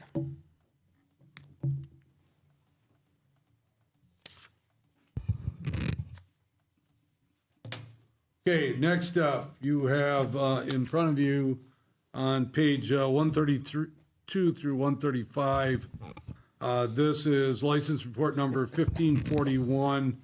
This is for operator's license, and that, of course, they're always pending background checks and payment of any monies owed to the city. And of course, our city clerk's office or the police chief would notify us of any that would not qualify to be approved. And I just want to remind people a couple things. One, operator's license are bartender's license. All right, we call them operator's license, but they are bartender's license as we would better know. And then also the reason that you're seeing so many names right now is because they run on a fiscal year, the operator's license, so they run from July 1st to June 30th. And that's according to state mandate that we do that. Okay? So you can see that we have almost 4 pages of people that are on there. We'd be looking for a motion to approve. So move.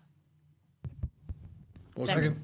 Motion by Chestnut, second by Peterson, that we approve license report 1541. Any discussion? All in favor signify by saying aye. Aye. Against? Motion carried. Kind of the same concept here. License report number 1542. This has to do with our Class B intoxicating liquor license, Class B fermented malt beverage license, Class A intoxicating liquor license, Class A fermented malt beverage license, Class B fermented malt beverage license, and Class C wine license. And you can see those are all on page 136. Again, those are set up on a fiscal year, July 1st through June 30th, and that's why you're seeing a list of those. There might be some stragglers that you'll see at the next meeting, but this is the majority of those. Move to approve. Second. Motion by Keelan, second by Fair, that we approve license report number 1542. Any discussion? All in favor signify by saying aye. Aye. Against? Motion carried. All right, license report 1543. This is the arcade amusement device license, same thing. These are normally bars that have the arcade amusement licenses, bars and restaurants. They're on a fiscal year also, so we'd need a motion to approve. So move. Second. Motion by Chestnut, second by Keelan, that we approve license report 1543. Discussion. All in favor signify by saying aye. Aye. Against? Nay. Oh, I'm sorry. You said no? I'm sorry. All right, we had 1 no, so 9 ayes, 1 no, motion carried. Next up, we have license report number 1544. This is scrap dealers license, so individuals that are picking up scrap within the community need to receive a license. To do that, you can see that we have 4 people that are listed on here, and we would need a motion to approve that. So move. Motion by Peterson. Second by Olson, that we approve license report number 1544. Discussion. All in favor signify by saying aye. Aye. Against, say no. Motion carried. All right, next up, we actually have, this is your addendum. See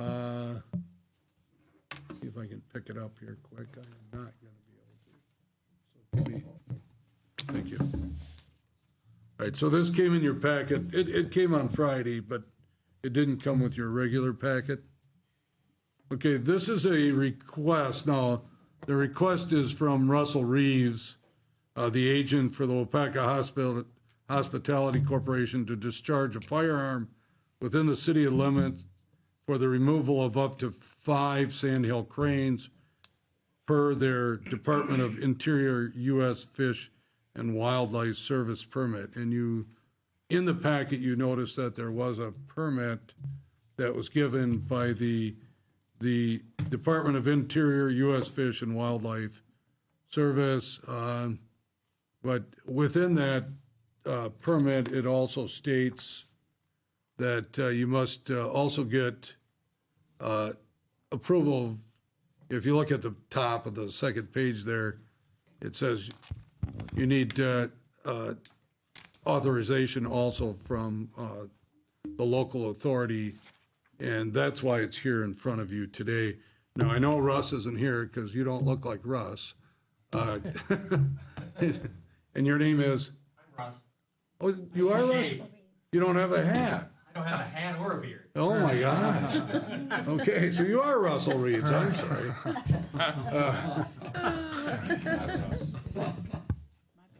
Are you sure? No, I just kidding. It is. All right.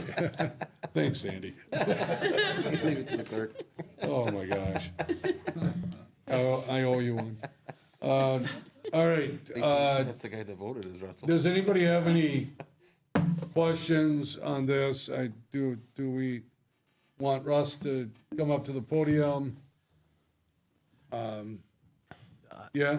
Yeah. Okay. Yeah. Russ, if you would, just introduce yourself so I know who you are. I'm Russ Reeves. I'm the general manager over at Par 4 Bistro and Par 4 Resort with Foxfire Golf Club. Over the last year, we had about $40,000 worth of damage done by sandhill cranes on the fairways and tee boxes. And so we applied to the U.S. Fish and Wildlife with the help of the USDA so that we could get a permit to go ahead and eliminate the damage that they're doing on the course. So with that, we're looking at trying to do both lethal and non-lethal ways of getting rid of the sandhill cranes, limiting the lethal to the 5 sandhill cranes plus the oiling of nests. And they also suggested that we shoot fireworks at them, but I don't want to do that. So, but that's basically what we're asking for right now, is to be able to discharge that within the city limits for up to 5. And we're looking at utilizing 410s or 12-gauge shotguns because there's less chance of something going wrong with that because the bullets aren't going to travel as far. Okay. Anybody have any questions? Scott? Yeah. You got your hand up? Chief, you've heard of this? Is that okay with you, or is there any permits you need okay with this? Okay, well, here, let's set this up then, since you've requested that from the chief. Chief, can you go back and just give us a report on why we're here today then? Okay. So we're here today because we received a complaint, I believe it was last Friday. There's a sandhill crane that was shot out on the golf course. We received an anonymous complaint. So the officers went out there to investigate what was going on. They found out that there was a bird that was shot out there. We contacted Jonathan Kaiser from the DNR, and Jonathan Kaiser and Officer Batt, I believe, met with Mr. Reeves to discuss what was going on out there, and he provided a copy of what's in the addendum there from the U.S. Fish and Wildlife Services. So we did a little research, and if you remember going back, they also had a goose problem years ago, where I believe the council approved the use of shooting a gun at that time to scare them, I think. Yeah. No, it was gassing. No, they shot a shotgun. They shot shotguns out there. No, I don't think we did any gassing there. Thinking of out at Shadow Lake. Yeah, That's a those are different two thing. different. Right, that goose roundup. So we had a discussion in regards to, because if you read the permit, it does say in there that they could use rifles and everything, and we had some concerns over that. I contacted the mayor and spoke with the mayor in regards to this, and also we spoke this morning at a staff meeting with Aaron Jensen also, And we believe the safest way to do this would be with a shotgun. However, they do have to abide by all DNR rules, just like you would for if you're hunting. You have to be so many feet from the roadway. You have to be so many feet from a building. You can't discharge it in a way that would be reckless. And it's my understanding this was the fourth one that was shot, and this was the first that we were made aware of it. So there hadn't been any other complaints in any reckless manners, or in the past over the years out there haven't been any issues of anybody complaining of those items. Not complaining to you, to the police department. Correct. Yeah. Enough, yeah. So you weren't aware of the permit before that? No, because it came from the U.S. Fish and Wildlife Services. Okay. And I don't believe our local DNR was even aware of it at that time. Right. Originally, it went through the USDA. Yeah. Was the first place it went through. I guess my point was, it's like all of a sudden you hear a gunshot go off, you're going to get a call to your office, and you wouldn't be able to ascertain maybe that it was something like this.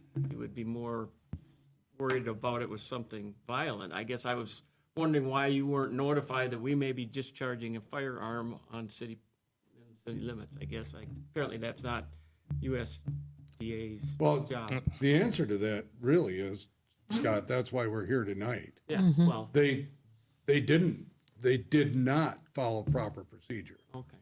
They got the permit, but they didn't get the approval from the city. All right. And so they're more than 3/4 of the way through the process, and now they're getting their permit. Okay? All right. That's what's happening here today. I mean, we do have, Aaron, maybe you can touch on that. I think from a city standpoint, we have some recommendations from a staff level that we think we should do in this situation. Okay, so maybe you could touch on that. Sure.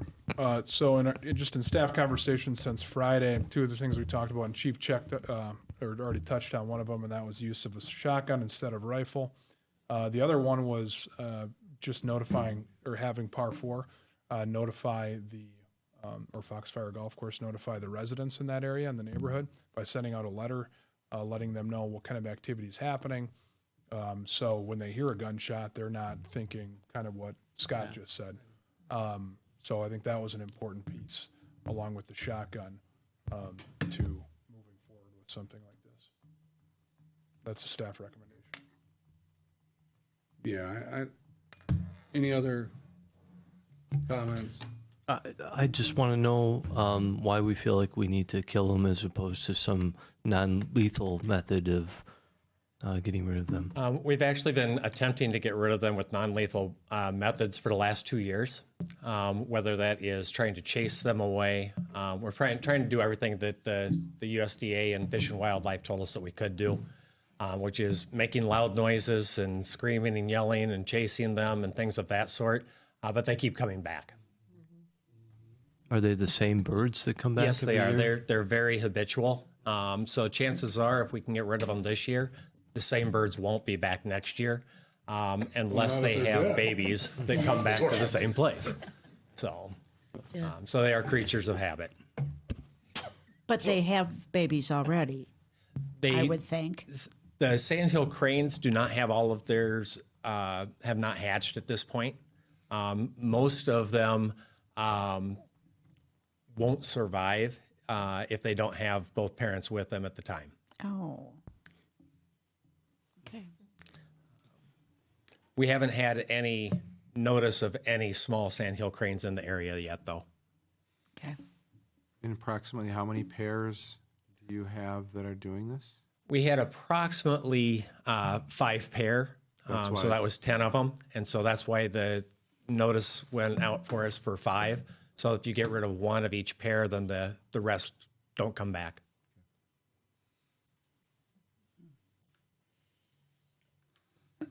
Okay, any other questions or comments? Go ahead, Lori. They've been pretty persistent for a long time out there. Yeah. Yeah. Mm-hmm. Is there a capture? Is there a way to capture them? For the sandhill cranes, there's not. For the geese, the DNR does have something coming out, which they call a goose roundup. Right. But for the sandhill cranes, they don't. Okay. They don't lose their flying feathers. Right. What can you just let us know what type of damage they've done? What does that $40,000 include? Just for, I guess, my curiosity. Most of that is they will actually take the top level of the soil off and all of the sod off of an entire fairway or tee box, trying to get to the wonderful Asian lady beetles that we all like so much, as well as getting to the grubs, because that's their main two things that they're eating. You can have all of my Asian beetles at my house. I have a bumper crop. Thank you. Any other comments? Is there a potential to maybe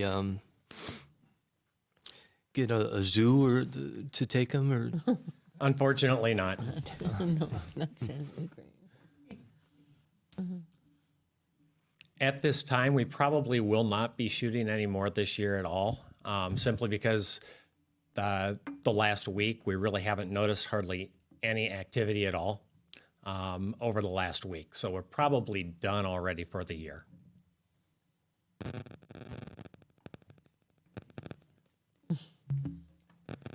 So would we have to get another permit for next year? Yes.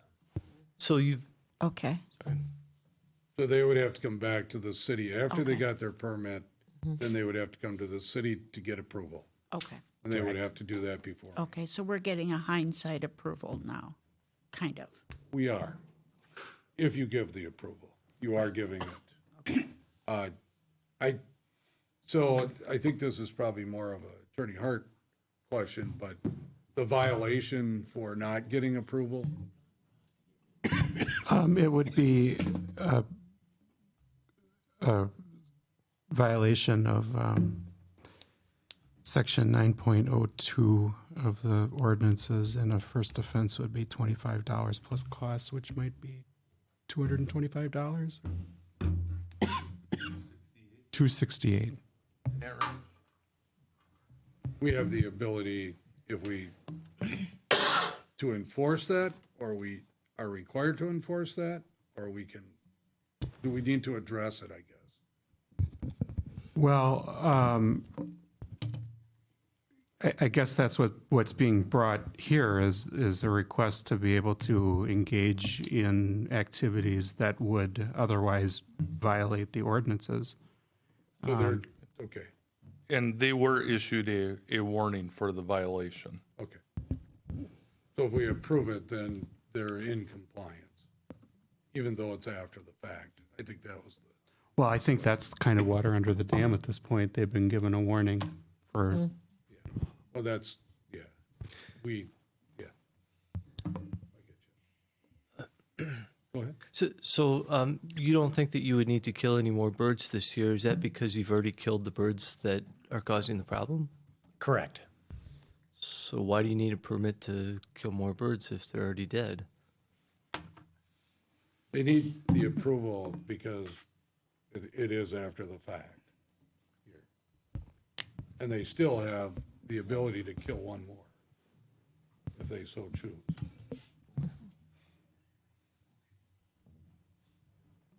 No, there has not been a motion yet. I will make the motion that we grant permission as outlined in the letter. And I'll second. Motion by Keelan, second by Chestnut, that we approve of the Waupaca Hospitality Corporation to discharge a firearm within the city limits for the removal of up to 5 sandhill cranes per his Department of Interior U.S. Fish and Wildlife Service permit. And I'm assuming with your request, Ellen, that you were okay with what Aaron suggested, that they only use a shotgun and they have to send a letter to each of the property owners in the Foxfire area. Doesn't the police department also require a permit be issued for that? Bless you. That's just for discharging bows in the city for target practice. Anybody else have any other discussion? I have a question. Yeah, go ahead. So if there is not a fifth crane that is eliminated, then would they be required to send the letter out to the neighboring residents? You know what? I think they need to send out the letter, Okay. quite honestly, because the neighbors have heard gunshots. Now, maybe only one complained, but Right. not all of them listened to our council meeting. I find that difficult to believe. Yeah. Right. I know one does, but yeah, I don't know about the rest. So I guess that's the reason. why. Okay, thank you. Yeah. Can I interject for just a second? Yep, you go ahead, Russ. I plan on sending the letters out whatever you decide on anyway. Okay, all right, thank you. Okay. Anybody else? Ready to vote? Just a voice vote. All in favor signify by saying aye. Aye. Against? Say Nay. no? Oh, somebody say nay, I'm sorry. I said nay. Okay. 9 ayes, 1 nay. Motion carried. Russ, thank you for Thank you. coming tonight.